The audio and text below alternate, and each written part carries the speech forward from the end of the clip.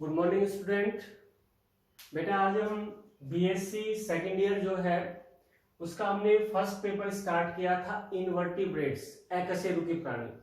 और अकशेरुकी जो प्राणी है उनका पहले सेक्शन का पहला चैप्टर हमने लिया था गमन यानी लोकोमोशन। गमन और लोकोमोशन क्या है इसके बारे में हमने सबसे पहले कूटपादीय गमन पढ़ा था। कूटपादीय गमन के बाद हमने जो कसाब में गमन पढ़ा था, पक्षमाप जो है उसमें गमन पढ़ा था। अब इसके बाद चौथा जो गमन है वो है पार्श्वपादीय गमन। पार्श्वपादीय गमन, पैरापोडियल लोकोमोशन। पहला कूटपादीय पढ़ा था, फिर पक्षमापीय, फिर कसाबीय, और चौथा प्रकार का जो गमन है पार्श्वपादीय या पैरापोडियल लोकोमोशन। देखिए बेटा, पार्श्वपादीय जो गमन है ये संघ एनेलिडा जो है उसके वर्ग पोलीकीटा के जो सदस्य हैं उनमें पाया जाता है।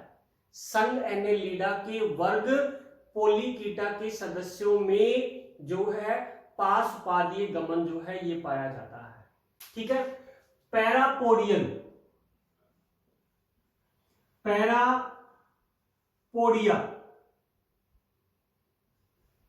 पैरापोडिया जो शब्द है ये दो शब्दों से बना होता है। एक तो पैरा एक पोडिया। पैरा का मतलब होता है अतिरिक्त, पैरा का मतलब है अतिरिक्त, और पोडिया का मतलब होता है पाद यानी अतिरिक्त पाद। ये पैरापोडिया का शाब्दिक अर्थ है। पैरा का मतलब होता है अतिरिक्त, पोडिया का मतलब क्या है? पाद। तो पैरापोडिया यानी पार्श्वपाद जो है ये किन में पाया जाता है? संघ एनेलिडा के वर्ग पोलीकीटा के सदस्यों में जो गमन होता है वो पैरापोडिया के द्वारा होता है। और पैरापोडिया जो शब्द है ये हैक्सले नामक जो वैज्ञानिक थे उन्होंने दिया था। पैरापोडिया शब्द हैक्सले नामक जो वैज्ञानिक थे उन्होंने दिया था। ठीक है। अब पैरापोडिया क्या है? पैरापोडिया जो है ये प्राणी के शरीर पर उपस्थित बाह्य अतिवृद्धियां होती हैं। प्राणी जो है उसके शरीर पर उपस्थित बाह्य अतिवृद्धियां होती हैं जो गमन के अलावा श्वसन में भी सहायता करती है। पैरापोडिया जो है ये गमन के अलावा श्वसन जो है उसमें भी सहायता करती है। ठीक है। ये हो गया पैरापोडिया। पैरापोडिया किन में मिलेगा? संघ एनेलिडा के वर्ग पोलीकीटा के सदस्यों में। पैरापोडिया का शाब्दिक अर्थ क्या है? पैरा और पोडिया। पैरा का मतलब अतिरिक्त, पोडिया का मतलब पाद, अतिरिक्त पाद। और ये शब्द किसने दिया था? हैक्सले ने। और पैरापोडिया होते क्या है? प्राणी के शरीर पर उपस्थित पत्तीनुमा बाह्य अतिवृद्धियां होती हैं जो गमन व श्वसन दोनों में सहायता करती है। अब पैरापोडिया जो है इसमें एक विशेष प्रकार का गमन दिया गया है, वो है नेरीज। नेरीज में गमन।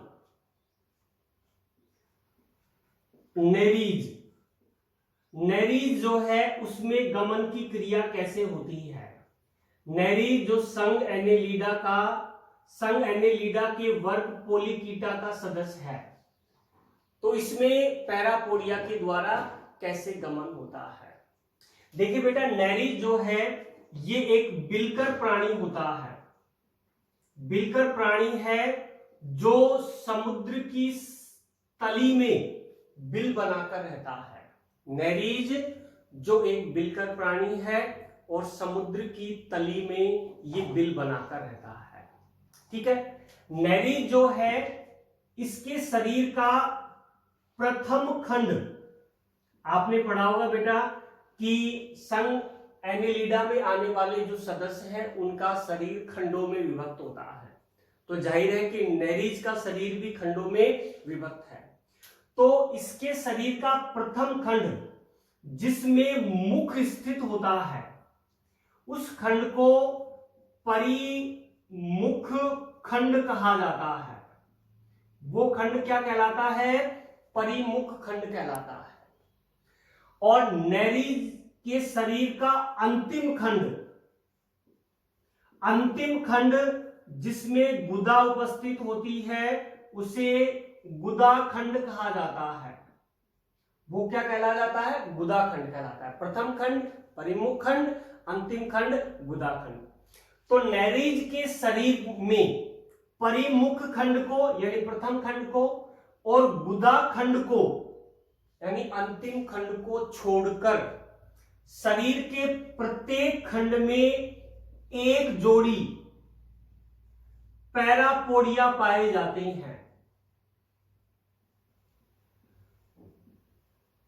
प्रथम खंड को छोड़कर और अंतिम खंड को छोड़कर प्रत्येक खंड में एक जोड़ी पैरापोडिया जो है ये पाए जाते हैं।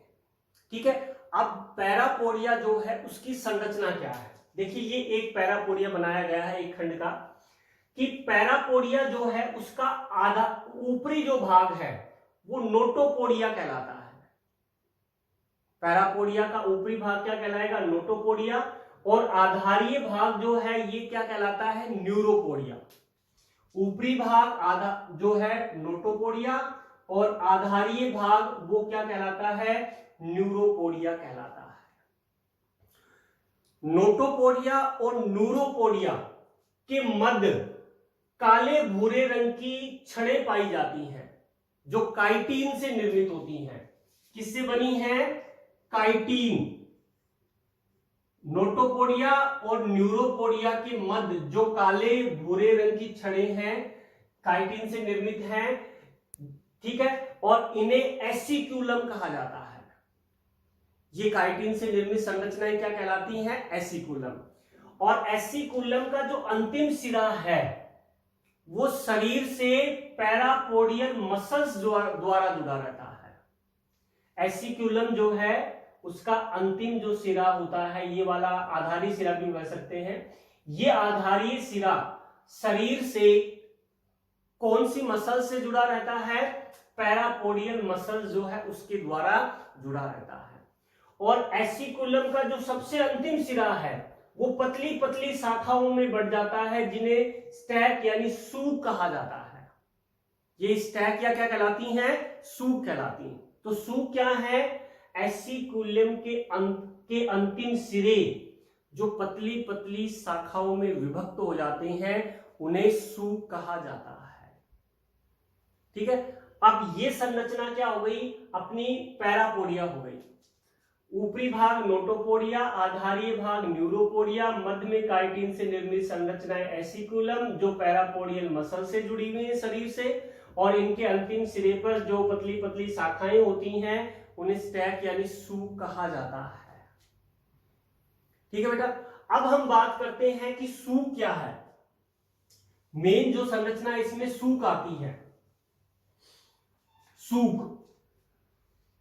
सूक जो है ये एसिकुलम के अंतिम भाग होते हैं जो अत्यधिक पतली पतली शाखाओं में विभक्त होते हैं।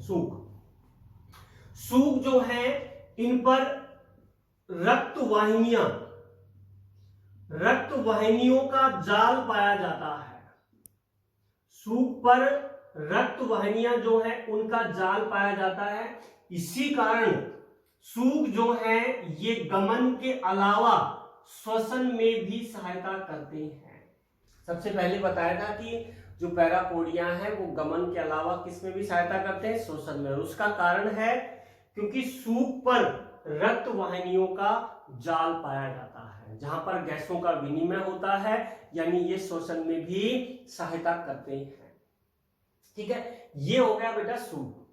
अब आता है कि नैरीज जो है इसके पार्श्वपाद यानी पैरापोडिया होते हैं, इनका आकार मध्य में सबसे बड़ा होता है।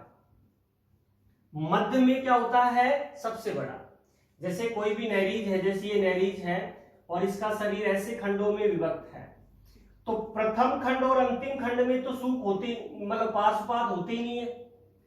प्रथम खंड और अंतिम खंड को छोड़कर प्रत्येक खंड में क्या होते हैं, एक एक जोड़ी होते हैं, ठीक है। लेकिन मध्य भाग के जो पार्श्वपाद हैं ये सबसे बड़े होते हैं। मध्य भाग के पार्श्वपाद बड़े होंगे और प्रारंभिक और अंतिम खंड के जो सूख हैं या पार्श्वपाद हैं वो आकार में छोटे होते हैं। यानी मध्य के बड़े और ऊपर नीचे वाले आकार में कैसे होते हैं, छोटे होते हैं। अब देखिए बेटा, नैरी जो है इसमें गमन की क्रिया कैसे होती है। आपने पढ़ा कि नैरी जो है ये समुद्र की तली में बिल बनाकर रहता है।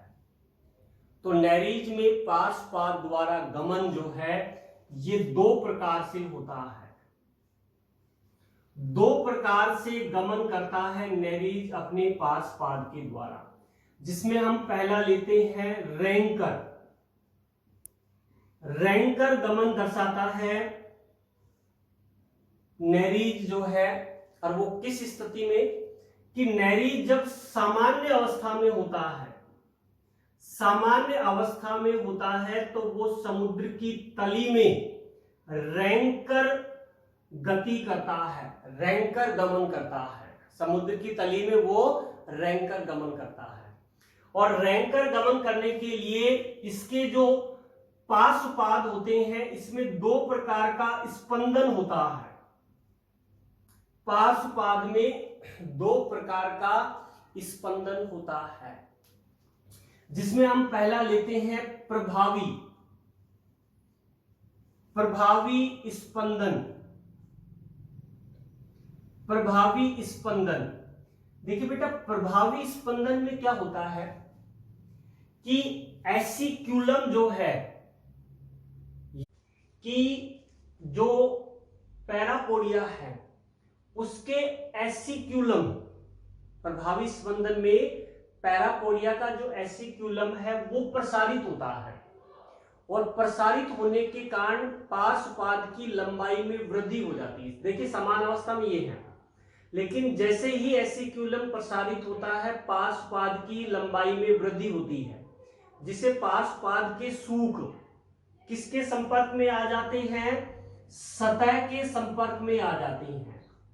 जैसे ही एसिक्यूलम प्रसारित होगा पार्श्वपाद के सूख सतह के संपर्क में आ जाते हैं और वो आगे से पीछे की ओर जाते हैं। सतह से स्पर्श करते हुए आगे से कहां जाएंगे, पीछे की ओर जाएंगे, जिससे नैरी जो है वो आगे की ओर बढ़ता है। ये है उसका प्रभावी स्पंदन। दूसरा इसमें आता है प्रभावी स्पंदन के बाद पुनः प्राप्ति स्पंदन। पुनः प्राप्ति स्पंदन में क्या होता है कि एसिक्यूलम जो है, इस एसिक्यूलम जो है इसमें संकुचन होगा। जैसे पैरापोडिया यहां तक पहुंच गए हैं, अब एसिक्यूलम में संकुचन होगा तो पार्श्वपाद की लंबाई में कमी आएगी, जिससे सूख सतह से अलग हो जाएंगे और उसके बाद वो पीछे से आगे की ओर गमन करते हैं। पीछे से कहां आएंगे, आगे की ओर आएंगे, और जैसे ही आगे की ओर आएंगे क्या शुरू हो जाएगा, पुनः प्रभावी स्पंदन शुरू हो जाता है। तो प्रभावी स्पंदन में एसिक्यूलम प्रसारित होगा, सूख सतह के संपर्क में आएंगे और सूख सतह से स्पर्श करते हुए आगे से पीछे की ओर जाएंगे। और पुनः प्राप्ति स्पंदन में क्या होगा कि जो सूख है, एसिक्यूलम जो है वो संकुचित होगा, सूख की लंबाई में कमी आएगी और सूख सतह को बिना स्पर्श किए हुए आगे से पीछे से आगे की ओर जाएंगे, और उसके बाद पुनः क्या शुरू हो जाएगा, प्रभावी स्पंदन शुरू हो जाता है। यह है नैरीज में रैंकर गमन की क्रिया। अब नैरीज में दूसरा प्रकार और है गमन का, वो है तैरकर। तैरकर कि नैरीज जो है वो जल की सतह पर तैरकर भी गमन प्रदर्शित करता है, और वो भी कौन सी अवस्था में, प्रजनन अवस्था जो होती है उस अवस्था में वो जल की सतह पर तैरकर गमन करता है। और नेरीज की वो अवस्था जो है हेटेरोनेरीज कहलाती है। नेरीज की वो अवस्था यानी प्रजनन अवस्था क्या कहलाती है? हेटेरोनेरीज, जिसमें वो जल की सतह पर तैरकर गमन प्रदर्शित करता है। और इस अवस्था में क्या होता है कि नेरीज की जो पैरापोडियल मसल्स हैं इनमें तेजी से स्पंदन होता है। नेरीज की पैरापोडियल मसल्स जो है, पार्श्वपादीय पेशियां जो है, इनमें तेजी से स्पंदन होता है और वो स्पंदन एसिक्यूलम से होता हुआ कहां पहुंच जाता है? सूक में पहुंच जाता है, जिसे सूक जल की सतह पर तेजी से पतवार की भांति कार्य करते हैं, जिससे नेरीज है वो जल की सतह पर तेजी से गमन करता है। पार्श्वपादीय जो पेशियां हैं उनमें तेजी से स्पंदन होगा और वो स्पंदन सूक में पहुंचेगा और सूक तेजी से जल की सतह पर पतवार की भांति स्पंदन करते हैं, जिससे जो नेरीज है वो जल की सतह पर तेजी से गमन करता है। कौन सी अवस्था में? प्रजनन अवस्था में तैरकर, समान अवस्था में समुद्र की तली में रेंगकर गमन प्रदर्शित करता है। ठीक है बेटा। अब देखिए बेटा, जो पार्श्वपाद है उसका सूक, जो अंतिम सिरे हैं शाखित है पतले पतले, ये सूक जो है दो भागों में बटे होते हैं। इनका आधारीय भाग तो सेप्ट कहलाता है और ऊपरी भाग जो है ये फल्क या ब्लेड कहलाता है। सूक का आधारीय भाग क्या कहलाएगा? सेप्ट, और ऊपरी भाग क्या कहलाता है? ब्लेड कहलाता है, फलक कहलाता है। और इसके आधार पर ही सूक तीन प्रकार के हैं। पहला सूक जिसका फलक यानी ब्लेड लंबी, पतली और दांतेदार होती है। दूसरा प्रकार वह सूक जिसकी ब्लेड हुकनुमा होती है, दूसरा प्रकार। और तीसरा है वह सूक जिसकी ब्लेड पतवार नुमा होती है। तो ये तीन प्रकार के सूक हो गए। एक तो दांतेदार है, हुकनुमा है और पतवार नुमा है। ये है नेरीज में गमन की क्रिया पार्श्वपादों के द्वारा। वो तैरकर भी गमन प्रदर्शित करेगा और रेंगकर भी, लेकिन आपको याद रखना है समान अवस्था में रेंगकर और प्रजनन अवस्था में वो तैरकर गमन प्रदर्शित करता है। ठीक है बेटा, ये हो गया अपना पूरा पैरापोडियल लोकोमोशन और एक बहुत अच्छा 10 नंबर का क्वेश्चन है पार्श्वपादीय गमन। आज के लिए इतना है बेटा, थैंक यू।